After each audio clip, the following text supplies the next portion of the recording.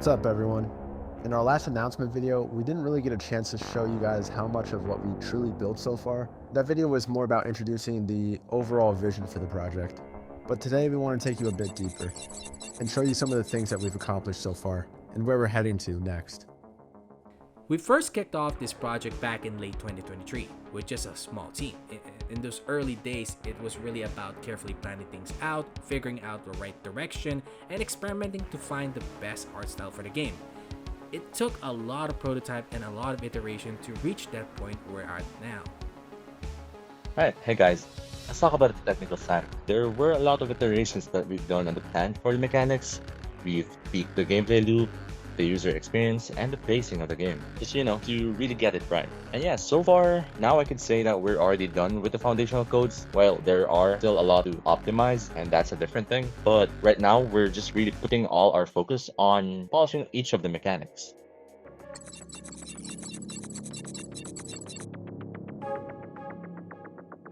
Vehicles. The game's called All Out War. How the hell are you supposed to go all out if you can't drive a motherfucking tank into a player? So, we spent a lot of time making sure that these vehicles can move and do what they gotta do on the battlefield. We've designed the system to support a wide variety of vehicles. And I'm not just talking about armored cars, the modified pickups, the Humvees, and Jeeps. No, we've also got APCs, LAVs, boats, helicopters, jets, motorcycles, ? Not sure about that one yet. Small tanks, big tanks. Of course there are gonna be tanks. When you're alone facing several people at once, I'd want a fucking tank.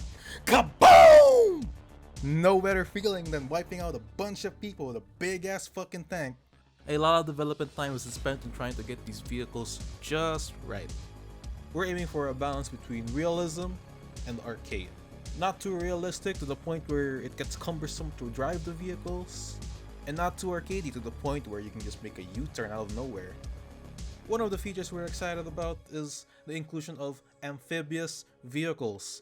You're gonna be able to take your land vehicle and drive it into the water without it completely going dead on you.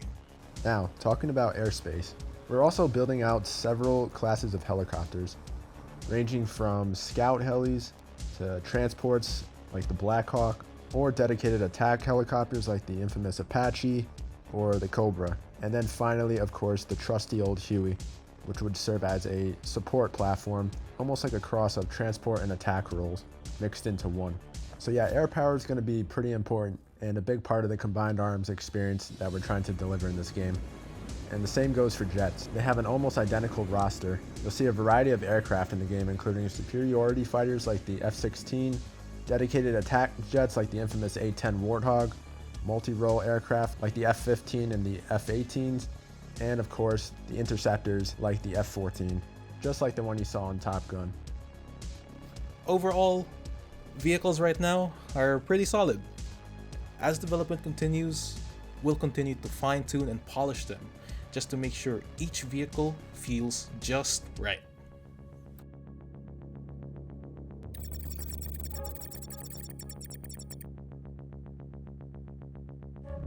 When it comes to characters, weapons, and vehicles, we already have most of them fully modeled and textured. Right now, we're in the process of getting them implemented into the engine, and from there, we'll begin the polishing and tuning phase. We're continuing to expand the range of weapons and vehicle systems you'll be able to equip and customize. The arsenal is shaping up to be extensive, offering plenty of choices to suit different playstyles and tactical approaches. When it comes to weapons, oh boy, we've taken great care to ensure that every firearm fits this game's late 80s to early 90s timeline theme. That includes selecting the correct variants as well as historically accurate accessories, optics, and modification. There's a lot of versions of the M16 and the AK-74, so just so you know. The same attention to details applies to vehicles. Upgrades and modifications are based on how these war machines were actually configured in real life during that period, ensuring authenticity without sacrificing gameplay depth. On top of that, we ensure that every character gears down to the smallest of detail is timeline accurate as possible, specifically to the late 80s to the early 90s. This includes uniform, patches, bags, and other equipment, you name it, all tailored to match their faction and unit. we're focusing much on history here, guys. We're also implementing modular camouflage, meaning each soldier camo pattern placement is unique, avoiding the look of duplicated models. Uniform camo will adapt dynamically based on the biome you're in, improving both visual immersion and combat effectiveness. Even with an arcade-style gameplay approach, we believe in delivering deeply immersive of a all-out war experience. On top of that, we've also started building out our armor systems. One idea we're experimenting with is giving the players the ability to choose where their armor is concentrated on their vehicle. Of course, with certain trade-offs to consider. Maybe you want to concentrate all your armor on the front, or have stronger protection specifically in the rear to cover your weak spots. You could even focus armor specifically on the turret to protect your weapon systems. Or perhaps just go for a more even spread across the entire vehicle, which offers more balanced coverage but comes with either thinner overall armor or a decrease to your mobility. We are trying to design these systems to give you guys a much more preferential and meaningful options instead of generalizing it like most games do. And of course, if you guys ever want to get involved in these kinds of discussions where we talk about possible upcoming features, or just simply want to make suggestions yourself and help us shape these systems as they evolve, we'd love to have you in the Discord. This is where we let the community weigh in and vote on a lot of the features that we're currently making.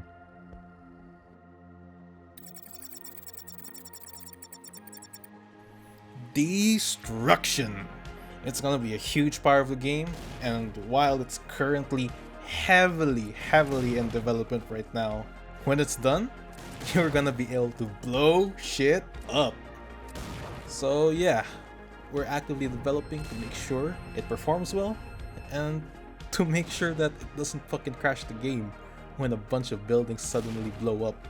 And alongside that, we've also started playing around with buildables and fortification systems. Now, the idea of this system is to give the players the ability to shape the battlefield however they like.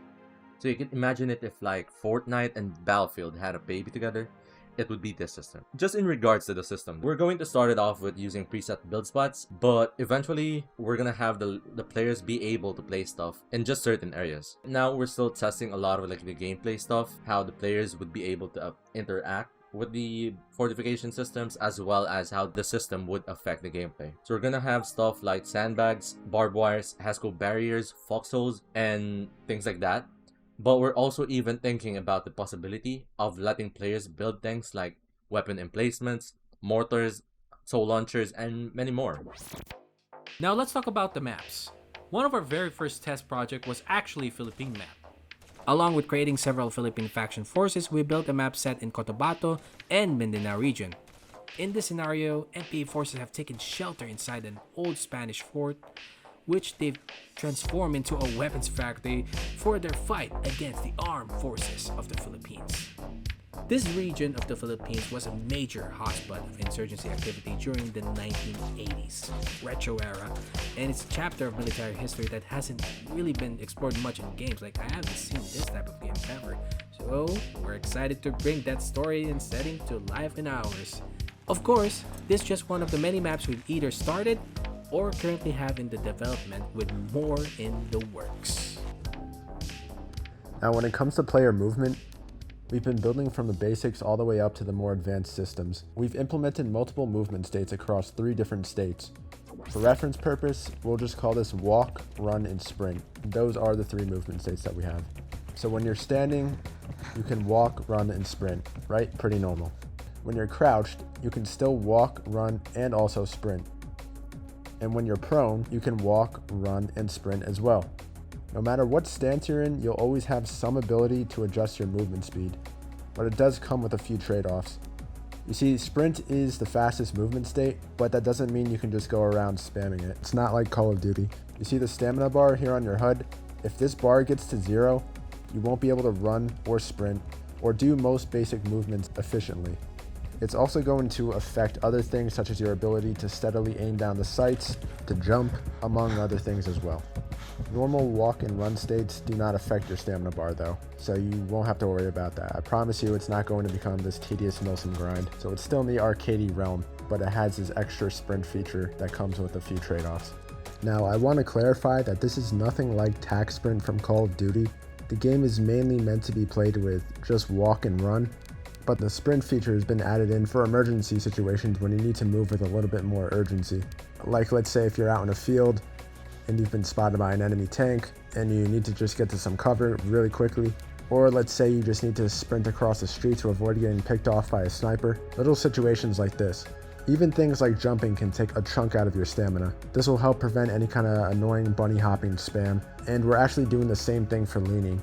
This way we can avoid that Q&E Mike Tyson looking thing that people do. So as you can see, leaning will affect your stamina down here as well. I think this mechanic will be pretty helpful just for general balance of movement, while also providing you with some extra benefits. So it can either help you if you use it wisely, or it can hurt you if you completely abuse it. But time will tell. We'll test it out and see how it works. And now we have a dynamic prone system, similar to what was first introduced in Battlefield 5. So this way you'll experience more fluid and tactical prone movement. Most of the core first-person and third-person mechanics and animations are already in place, with more being continuously added. This includes not just movement, weapon animations, but also additional mechanics as well. Oh, and just a little bonus, we will have a soldier drag system in here. I know it's highly requested in many other games, so we're pretty happy to be including it in here. Right, so yeah, one of the systems we're putting a lot of focus on is the AI. But right now, it's still in a pretty basic state, because we just basically implemented the goal system, right? Which is a goal-oriented action programming system that we've made for the AI.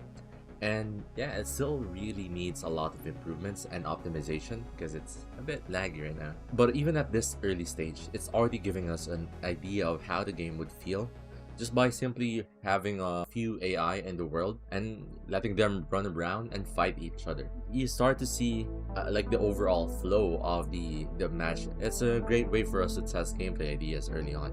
All in all, this project has come a very long way from where it once started. And we're finally reaching a point where we can begin shifting into the polishing stage, and before long, actually start playtesting with players. If you're interested in following the development, or want to be part of shaping how the game evolves, I highly recommend you come and join our Discord. It's the first place we post anything, and there's a lot of updates there on a regular basis. Here you can vote, give feedback, you can also speak directly to us, ask us questions, and receive almost daily updates on the progress of the game. There's still a lot more to show, and we've got some more stuff planned for the next devlog, so stay tuned, and I'll see you in the next one.